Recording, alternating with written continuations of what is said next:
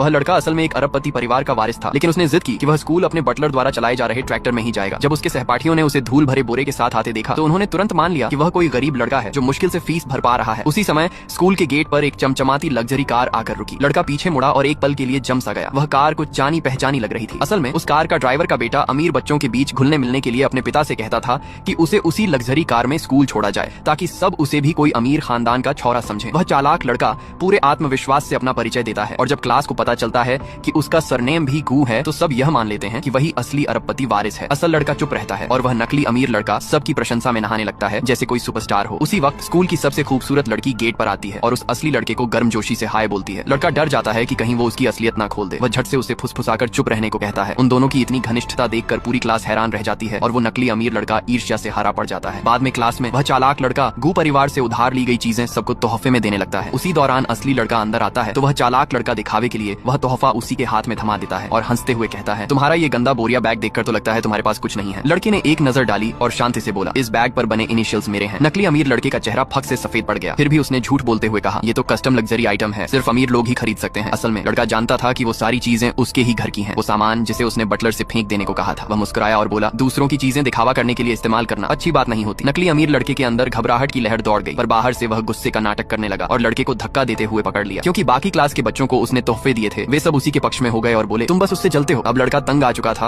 और उसने ठान लिया, अब समय आ गया है अपनी असली पहचान बताने